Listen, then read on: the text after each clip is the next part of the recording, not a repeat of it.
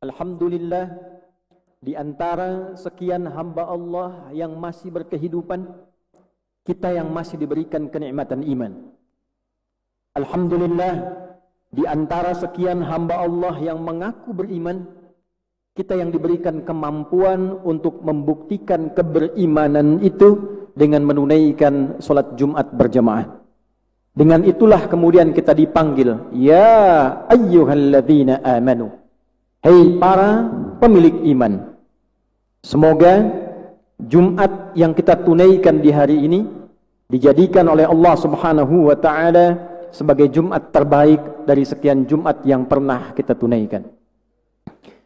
Hadirin, dalam catatan khatib yang sederhana, seorang muslim baligh yang telah berusia 20 tahun setidaknya telah menunaikan Jumat dalam hidupnya kurang lebih sebanyak 650 kali. Jika ia berusia 30 tahun, setidaknya ia telah menunaikan Jumat dalam hidupnya kurang lebih sebanyak 1150 kali. Jika ia berusia 40 tahun, setidaknya ia telah menunaikan Jumat dalam hidupnya kurang lebih sebanyak 1650 kali. Pertanyaan dasarnya, dari sekian ratus ribu Jumat yang pernah kita tunaikan bahkan sampai detik ini, adakah setiap orang beriman yang menunaikan Jumat memahami, mengetahui tentang makna Jumat ini? Mengapa harus ada ibadah Jumat? Mengapa mesti menggantikan salat zuhur? Mengapa tidak dicukupkan pada zuhur saja? Atau jangan-jangan dari sekian puluh, ratus, ribu Jumat yang kita tunaikan, makna Jumat itu tidak meresap dalam kehidupan kita, sehingga Jumat seakan menjadi ibadah formalitas yang dihadiri. Kadang mendengarkan khutbah sambil mengantuk, bahkan tertidur, salat 2 rakaat, kemudian menyebar begitu saja. Apakah itu Jumat yang dikehendaki oleh Al-Quran?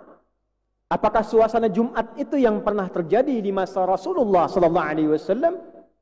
Khutbah Jumat kali ini dengan singkat dan padat akan mencoba mengurai hakikat Jumat dalam Al-Quran, hadis dan perjalanan kehidupan Rasulullah SAW. Hadirin, di awal masa Nabi SAW menyampaikan risalah dakwah dalam konteks kehidupan jahiliyah, dalam struktur sosial masyarakat jahiliyah, aktivitas mereka dibagi dalam 4 kelompok utama, dan masing-masing memberikan pengaruh nyata dalam kehidupan. Pertama, ada golongan pedagang, pengusaha, disebut dengan tajir, jamaknya tujar. Setiap yang berdagang, yang kaya, maka dia memberikan satu kuasa dan dominasi dalam konteks kehidupan masyarakat jahiliyah. Diilustrasikan dalam surat Al-Quraisy, bagaimana proses perantauan usaha dan bisnis mereka yang kadang melewati batas-batas wilayah Hijaz. Li'ila fi Quraisy, ila fihim rihlatash shita'i was-saif. Demikianlah Anda bisa pelajari bagaimana kebiasaan para pedagang di masyarakat Quraisy itu, yang kadang mereka merantau ke luar negeri, baik di musim panas ataupun di musim dingin. Yang kedua, ada golongan para pujangga, penyair, yang bahkan diabadikan kemudian dalam Al-Quran menjadi satu surah, surah ke-26, syair, jamaknya syu'ara, ada surah Asy-Syu'ara. Yang ketiga, ada dukun, kahin, yang biasanya menjadi rujukan para pengusaha, pedagang untuk berkonsultasi sebelum mereka memulai perdagangannya. Jamaknya kuhan. Dan yang keempat, ini yang paling menarik, ada tukang santet, tukang sihir, sahir, yang jasanya disewa oleh 3 bagian orang-orang tadi untuk bisa menjatuhkan lawan-lawan mereka. Keempat ini umumnya beraktivitas setiap hari, dan dalam hari-harinya mereka berikan nama hitungan. Hari pertama beraktivitas disebut dengan Al-Ahad. Hari kedua disebut dengan Al-Itsnain, diserap ke dalam bahasa Indonesia menjadi hari Senin. Hari ketiga disebut Yaumul Thulatsa, dari kata thalathah, diserap ke dalam bahasa Indonesia menjadi hari Selasa. Hari keempat Yaumul Arbi'a, dari arba'ah, diserap ke dalam bahasa kita menjadi hari Rabu. Hari kelima disebut Yaumil Khamis, dari kata khamsah, diserap ke dalam bahasa Indonesia menjadi hari Kamis. Ahad sampai Kamis demikianlah mereka beraktivitas mencari keunggulan. Para penyair turun ke lembah-lembah, diabadikan dalam Al-Quran. Wasyu'ara yattabi'uhumul ghawun alam tara annahum fi kulli wadin yahimun. Mereka menyebar dari Ahad, Senin, Selasa sampai dengan Kamis, turun ke lembah-lembah mencari inspirasi, mencari suasana yang enak untuk merumuskan syair-syair mereka sehingga menjadi qasidah yang bagus diperdendangkan. Demikian para pengusaha, para pebisnis, pedagang, mereka menyebar dari Ahad sampai Kamis mencari sebanyak-banyaknya harta. Berangkat gelap, pulang gelap. Demikian yang dukun mencari inspirasi, memasang jimat-jimat yang digunakan nanti untuk pusat konsultasi golongan-golongan pebisnis khususnya. Siapa yang dibilang berangkat, mereka berangkat. Kata dukun tak berangkat, mereka tinggal. Demikian para penyihir menyiapkan mantra-mantra yang paling efektif supaya bisa jasanya digunakan oleh golongan pertama pada khususnya. Maka inilah yang terjadi dalam konteks kehidupan masa itu. Berangkat, kerja, kerja lagi, kerja lagi. Dari mulai awal sampai akhir pekan. Untuk apa? Untuk dikumpulkan, dipertandingkan, dimunculkan, difoyakan pada hari berikutnya yang keenam, yang mereka beri nama dengan Yaumul Arubah. Yaumul Arubah. Hari berkontes, berbangga diri sebagai orang Arab pada masa itu yang saling memperhatikan tapi dengan status sosial yang tinggi. Maka khusus hari yang keenam itu mereka berkumpul di tempat-tempat pesta. Mereka berkumpul di pusat-pusat keramaian yang diberi nama dengan aswaq, Suq Uqad, Suq Dumatul Jandal, yang puncaknya ada di atas Jabal Qubais, yang di bawahnya terdapat tempat suci paling utama yaitu Ka'bah Al-Musyarrafah. Maka di hari yang keenam ini mereka akan berlomba. Siapa pedagang, pebisnis yang hartanya paling banyak itu dihitung, saudara. Yang tertinggi hartanya, maka ini akan menempati tingkat kasta sosial tertinggi, dia yang memberikan pengaruh dalam kehidupan. Memutuskan. Itulah yang kita kenal, ada Abu Jahal di dalamnya, ada Abu Lahab di dalamnya. Mereka mengambil putusan. Parlemen dibentuk yang sekarang lokasinya kurang lebih terletak di depan Masjidil Haram, searah depan-depanan dengan Hotel Hilton yang lama. Parlemen Quraisy berisi 100 orang. Demikian para penyair. Siapa yang syairnya paling bagus diperlombakan. 7 terbaik, maka akan ditulis dengan tinta emas, ditempelkan di dinding Ka'bah, disimak oleh banyak orang yang berputar, dikenal dengan Mu'allaqatis Saba'.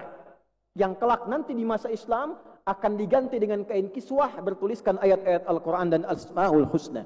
Mulanya itu adalah kontes pertandingan syair. Demikian para dukun, demikian para tukang sihir.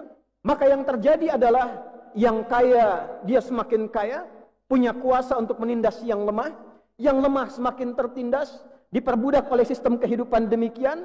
Demikianlah terjadi. Bekerja hanya untuk kumpul, bekerja hanya untuk update status, bekerja hanya untuk foya-foya.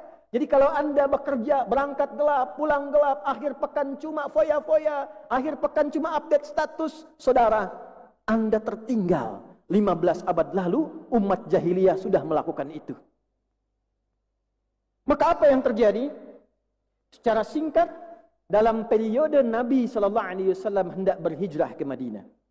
Hijrah itu artinya berubah menjadi lebih baik. Tidak harus menuntut Anda pindah tempat. Tapi bila di tempat itu tidak membuat Anda menjadi lebih baik, tertekan di dalamnya, Anda mencari peluang di ruang yang lain yang membuat kebaikan Anda dan potensinya terbuka keluar. Maka jika Anda ingin berhijrah sebagai mahasiswa, ingin jadi lebih baik, tidak harus pindah kampus. Keluarkan potensi terbaik Anda. Keluarkan potensi-potensi kebaikan itu. Bila di satu tempat tidak membuat Anda lebih baik, cari ruang lain yang membuat kebaikan Anda dihargai dan tampak dalam kebaikan. Itulah hijrah. Maka dibimbing Nabi oleh wahyu untuk berangkat ke kota Yathrib yang kelak menjadi Al-Madinah Al-Munawwarah. Dalam perjalanan menjelang berangkat itu, turunlah kemudian surah ke-62, khususnya di ayat yang ke-9 itu.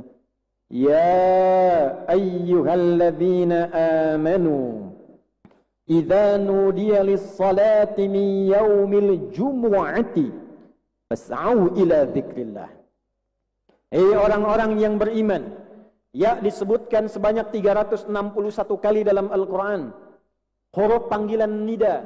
Dalam bahasa Arab ada 14 huruf panggilan. Ada a, aya, wa, dan seterusnya. Tapi dalam Al-Quran hanya disebutkan satu. Hikmahnya, yang satu ini mencakup semua makna panggilan. Nida'ul qarib, nida'ul mutawassit, nida'ul ba'id. Memanggil yang dekat, menengah, atau sejauh apapun. Ayyuha disebutkan 150 kali dalam Al-Quran. Ayyunya munada berfungsi takkid menguatkan, haknya berfungsi tanbih mengingatkan. Alladzina disebutkan 1080 kali dalam Al-Quran. Ismun mausulun yadullu alal jama'. Kata sambung, konjungsi menunjuk pada objek tanpa batas. Apakah dia besar, kecil, tua, muda, punya jabatan, tak punya jabatan, tercakup di dalamnya. Disatukan 3 kata ini dengan kata iman. Ya ayyuhalladzina amanu. Hei siapapun anda yang telah merasa memiliki iman, yang telah mengaku beriman, tak peduli apakah iman anda sedang lemah sehingga anda merasa jauh dari Allah. Iman anda biasa-biasa yang saat dipanggil Jumat baru datang. Iman anda kuat sebelum dipanggil sudah siap-siap. Saya ingatkan kata Allah. Saya kuatkan, saya tegaskan. Semua dipanggil tanpa kecuali. Tak peduli status sosialnya. Apakah pejabat, apakah rakyat, apakah rektor, apakah dosen, apakah mahasiswa. Sepanjang punya iman disamakan oleh Allah Subhanahu wa ta'ala. Aku berikan informasi menjadi ciri khas dan karakter orang beriman yang ketika itu dikerjakan, iman yang lemah bisa menjadi kuat, yang jauh dari Allah bisa dekat, dan dekat semakin melekat dengan Allah Subhanahu wa ta'ala. Jika ada ayat Al-Quran dibuka dengan kata ya ayyuhalladzina amanu, selain menjadi parameter keimanan kita, sekaligus menunjuk karakter orang beriman yang berbeda dengan orang yang belum beriman. Ya ayyuhalladzina amanu, hei orang-orang yang beriman. Setelah anda mengatakan beriman, buktikan keberimananmu dengan menunjukkan karakter iman. Iman itu membawa pendidikan karakter. Memunculkan sinyal yang beda. Ada sinyal dalam kalbu kita, masuk ke dalam pikiran kita, diperintahkan ke dalam bagian tubuh kita, dari karakter moral, karakter takwa, karakter intelektual, menuju karakter kinerja. Jadi orang punya iman itu akan beda berperilakunya dengan orang yang belum punya iman. Memandang dengan iman, memandang tanpa iman, itu berbeda. Kullil mu'minina yaghuddu min absarihim. Katakan bagi yang telah memiliki iman para lelaki, cara pandangmu akan berbeda. Karena imanmu akan membimbing matamu bagaimana cara memandang. Oleh karena itu orang punya iman tak semua bisa dipandang. Yang menurut imannya tak baik, dia akan tinggalkan. Karena mencelakakan pada dirinya. Bicara pakai iman, berjalan pakai iman, belajar pakai iman. Ayat-ayat tentang belajar, tentang analisis, tentang masuk kelas, dibuka dengan iman. Wa ma kana al-mu'minuna liyanfiru kaffah, falawla nafara min kulli firqatin minhum ta'ifah liyatafaqahu fid din wa liyunziru qaumahum idza raja'u ilaihim la'allahum yahdharun. Dan tidaklah orang-orang beriman, pelajar beriman, mahasiswa beriman, dosen beriman, dia berangkat begitu saja. Dia punya nilai seperti pejuang fi sabilillah. Kalau meninggal statusnya syahid. Tapi bagaimana pelajar beriman itu? Dia serius belajarnya. Dia serius mencernanya. Dia pahami pelajarannya. Dia bawa yang dia pahami untuk diajarkan kembali pada masyarakat kampungnya. Sehingga semua merasakan hasil dari pembelajarannya. Duduk paling depan. Bertanya bila tak paham. Bukan datang paling belakang. Kadang-kadang tertidur. Titip absen. Ujian baru baca sehari sebelum ujian. Itu bukan karakter orang beriman. Apa kaitan dengan Jumat? Idza nudiya lis-salati min yaumil jumu'ah. Yang pertama kali diganti oleh Al-Quran, nama Al-Arubah diganti menjadi Jum'ah. Orang jahiliyah punya Arubah, maka orang beriman, dia memiliki nama baru oleh Al-Quran disebut dengan Jumu'ah. Apa itu Jumu'ah? Dia berasal dari kata al-jama', memiliki sifat tak marbutah di ujungnya menjadi karakter. Dia punya 3 arti. 1, berkumpul. 2, saling mengenal di antara yang berkumpul. Dan yang ketiga, saling mengisi, saling berintegrasi, dan saling membantu di antara yang berkumpul itu. Berkumpul, saling mengenal, saling mengisi, saling membantu, mengintegrasikan kemampuan di antara yang berkumpul itu. Jadi ketika orang-orang jahiliyah yang belum beriman mereka kumpul, umat Islam gak dilarang kumpul, silahkan kumpul, tidak dilarang. Tapi jangan sampai kumpulmu tidak melahirkan karakter imanmu. Kalau cuma kumpul, ngobrol yang tidak ada manfaatnya, hanya update status, tunjukkan kemampuan sosialnya, orang jahiliyah sudah punya itu. Apa bedanya dengan orang beriman? Datang kumpul, dipanggil ya ayyuhalladzina amanu, diberikan apresiasi tinggi dengan iman kita. Karena itu para sahabat merasa bahagia, bangga ketika dipanggil dengan ya ayyuhalladzina amanu. Allah mengakui kita. Idza nudiya lis-salati min yaumil jum'ah, ayo datang kumpul. Tunjukkan pada yang belum beriman, begini caranya kumpul yang baik. Datang. Tapi bukan untuk duduk, ngantuk, bikin khutbah sendiri, kadang tidur, sholat dan pulang. Bukan itu. Duduk. Kenali siapa yang duduk. Untuk itu tidak pernah ada Jumat di masa Nabi, kecuali kenal siapa yang hadir di sampingnya. Nabi sampai hafal siapa yang pojok kiri, siapa yang tengah, siapa yang tiang itu, siapa yang nggak datang, siapa yang sakit. Bahkan hadis-hadis yang terkait dengan Jumat diimplementasikan dalam konteks sosial. Kadang dibaca sekarang setengah-setengah. Hadis tentang tahiyatul masjid. Itu datang seorang bernama Sulek dari Gotofan. Nabi sedang khutbah. Beliau datang, kemudian tiba-tiba langsung duduk. Orang Madinah sudah tahu, datang, sholat dulu 2 rakaat baru duduk. Nabi mengeluarkan kalimat tanpa harus menyudutkan orang itu, sehingga kalimat terbuka dan keterima dengan nyaman oleh seluruhnya. Idza dakhala ahadakumul masjida fa arada an yajlisa fala yajlis hatta yusalli rak'atain. Jika Anda semua siapapun ingin masuk masjid, ingin menyimak sesuatu, kalau bisa jangan langsung duduk, salat dulu 2 rakaat baru kemudian duduk. Penghuni Madinah sudah paham tentang itu. Kenapa Nabi menyebutkan kembali? Karena kata para ulama di mazhab Maliki, sejatinya Nabi bukan ingin menenangkan tentang hadis tahiyatul masjid, tapi Nabi ingin memberikan informasi, itu ada saudara kita yang baru datang. Dia belum tahu kebiasaan di sini, boleh jadi dia datang dari tempat yang jauh. Coba kalian lihat, apa keperluannya, siapa dia, apa yang dibutuhkan. Jangan sampai datang ke majlis ini dan pulang tidak mendapatkan apa yang ia butuhkan. Jadi masjid itu masjid solusi. Jumat itu Jumat solusi. Wa yu'thiruna ala anfusihim walau kana bihim khasasah. Setiap yang datang bisa memberikan walaupun kemampuan mereka terbatas. Datang ke masjid haus, pulang selesai dahaganya. Datang ke masjid lapar, pulang selesai laparnya. Itulah Jumat. Itulah Jumat. Jumat yang kita rindukan, yang menyatukan kita menjadi satu saf yang kuat. Mahasiswa datang bertemu dengan dosen. Punya kesulitan bertemu dengan dosen, dia konsultasi. Ada yang sakit tak mampu ke rumah sakit, dokter datang, dia konsultasi. Selesai hajatnya, itulah Jumat yang kita perlukan. Ada yang belum punya lapangan pekerjaan, pengusaha datang.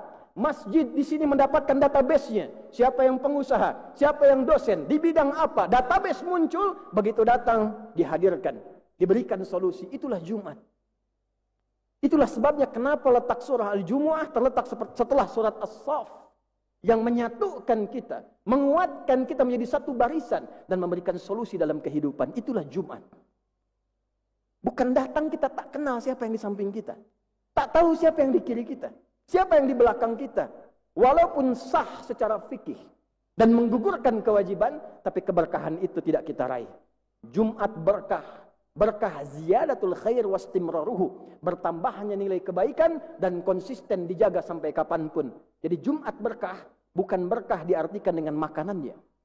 Bukan Jumat berkah di masjid yang ada snacknya. Tapi Jumat itu bagaimana membuat kita lebih baik daripada sebelumnya. Dan kebaikan itu dilakukan secara kolektif untuk merubah kehidupan kita lebih bermartabat dan bermakna dalam konteks kehidupan sosial. Itulah Jumat yang pernah dipraktikkan di era Nabi. Itulah yang diarahkan dalam Al-Quran. Dan kini setelah ratusan ribuan kali kita menunaikan Jumat, ada baiknya kita memulai untuk menginspirasi dari masjid ini, bahwa Jumat tadilah yang khatib terangkan, yang kita implementasikan dalam kehidupan kita, sehingga dengan itu bangga kita berpulang kepada Allah, senang kita menjumpai Nabi, karena bagian dari sunnah Nabi yang belum muncul di kehidupan ini kita lestarikan kembali, dan bila pun itu ditiru, insya Allah pahalanya mengalir kepada kita yang awal mempraktekkan kembali. Mari kita tampilkan kembali esensi keislaman kita dengan praktek kehidupan. Quran itu tidak akan terasa indah kalau sekedar dibaca, tapi baru terasa nikmat ketika diamalkan. Semua ajaran itu akan terasa nikmat ketika diamalkan.